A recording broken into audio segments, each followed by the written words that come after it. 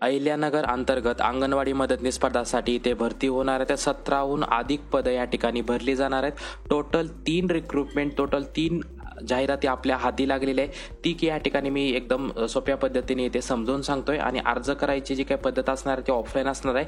आणि काही पदांसाठी जी शेवटची तारीख असणार आहे ती 18 फेब्रुवारी आणि काही पदांसाठी ही 24 फेब्रुवारी तुमची शेवटची तारीख असणार. तर 3 जाहिराती वेगवेगळ्या मी इथं समजून सांगतोय. तर ही जाहिरात क्रमांक 1 या ठिकाणी त्यांनी दिलेली आहे. जसं की प्रत्येक अंगणवाडी जे काही जागा निघालेल्या आहेत त्याच्यासाठी अटी ज्या शर्ती ज्या आहे, जसे काही शिक्षण आहे, वय आहे, ते सगळं पदासाठी सेम राहणार आहे. प्रत्येक व्हिडिओमध्ये तरी पण मी कव्हर करतोय. हे प्रत्येक जे काही शिक्षण आहे, अटी आहेत त्या प्रत्येक पदासाठी इथे सेम राहणार आहेत. त्याच्यानंतर आपण डायरेक्टली बघू शकतात की अहिल्यानगर नागरी शहर ह्याच्यामध्ये जे काही भिंगार आणि अहिल्यानगर महानगरपालिका जे काही बोर्ड आहे त्याच्यासाठी हा नमुना असणार आहे.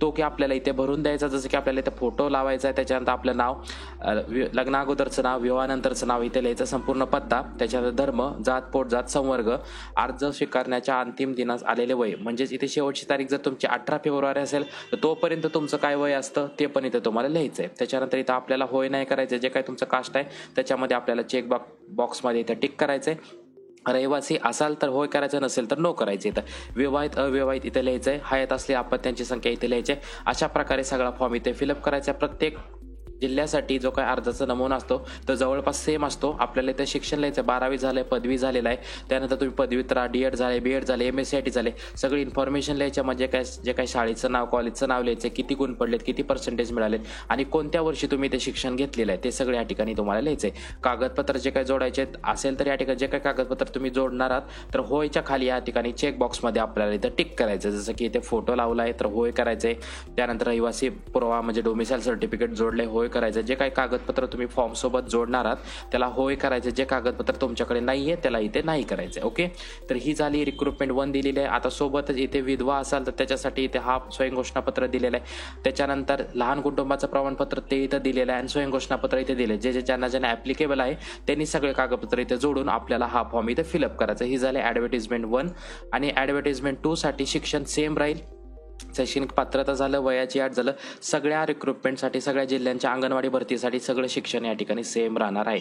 नेक्स्ट आपण बघूया की जसं की अंगणवाडी मदतनीस पदासाठी अर्जाचा विहित हा दिलेला आहे. आणि याच्या अगोदर जी काही शेवटची तारीख आहे ती आपण बघून घेऊया.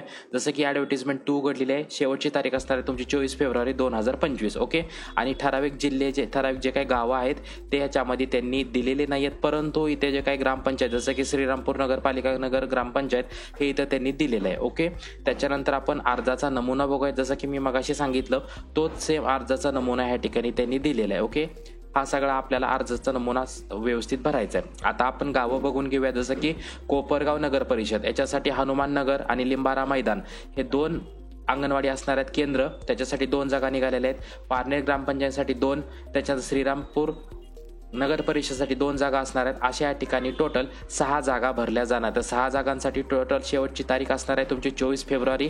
आणि अर्ज कुठं पाठवायचा ते पण सांगून देते. बाल विकास प्रकल्प, अधिकारी नागरी, अहिल्यानगर पश्चिम, वेदांत कॉलनी, पहिला मजला, डॉक्टर साताळकर हॉस्पिटल शेजारी, वाघरोजा हडको, दिल्ली गेट, अहिल्यानगर 414-0001 ह्या पत्त्यावरती तुम्हाला तुमचं ॲप्लिकेशन सेंड करायचं आहे. जे ग्रामपंचायतीने, जे नगर परिषदेमधून हे जे काही गावं आहेत 6 त्याच्यासाठी शेवटची तारीख तुमची 24 फेब्रुवारी असणार आहे. ही इथं लक्षात ठेवायचं, कन्फ्युजन करायचं नाहीये. त्याच्यानंतर ही झाली ॲडव्हर्टिजमेंट 2. आणि ॲडव्हर्टिजमेंट 3 कडे वळूयात. शिक्षण अटी सेम राहतील. डायरेक्टली आपण नमुना जे काही दिलेला आहे ते पण तिथं बघूयात. आपण पहिलं दिलेलं आहे जसं की शेजूळ गल्ली नेवासा, याच्यासाठी 1 जागा असणार आहे. त्याच्यानंतर अहिल्यानगर जामखेड साठी 1 जागा असणार आहे. त्याच्यानंतर हे 6 गावं म्हणजे 6 अंगणवाडी केंद्र जे आहेत त्याच्यासाठी टोटल 6 जागा असणार आहेत. त्याच्यानंतर बेलेकर कॉलनी कर्जत, पळसवाडा कर्जत ह्याच्यासाठी 2 जागा असणार आहेत. त्याच्यानंतर ढोरगली श्रीगोंदा त्याच्यासाठी 1 हा आपला टोटल सीट असणार आहे. म्हणजेच टोटल जवळपास 10 ते 12 ही पदं या ठिकाणी भरली जाणार आहेत. त्याच्यानंतर अर्ज जो आहे तो कोणत्या पत्त्यावरती पाठवायचा आहे ते पण इथे एकदम क्लिअर करून देतोय.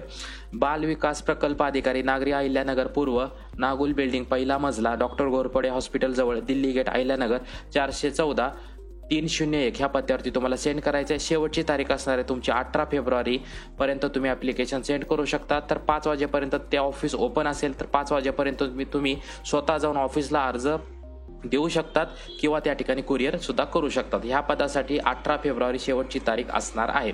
तर गावांची नावं सांगितले, अंगणवाडी केंद्र कोणते ते सांगितलेले आहेत आणि हा आपला अर्ज असणार आहे. अर्ज प्रत्येक नमुन्यांसाठी या ठिकाणी सेम राहील.